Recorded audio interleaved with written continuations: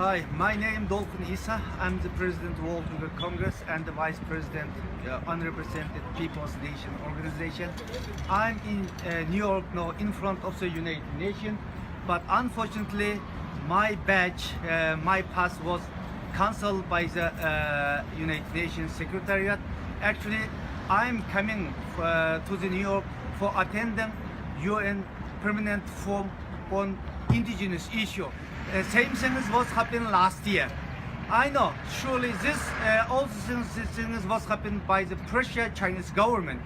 This right on my speaking right was cancelled by the United Nations Indigenous Forum. It is really sad situation. It is really I'm really disappointed UN system.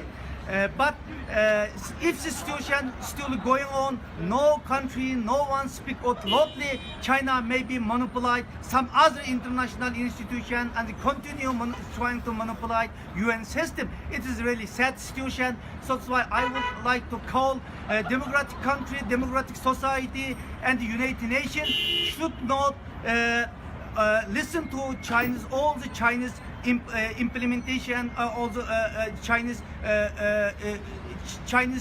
pressure to the United Nations.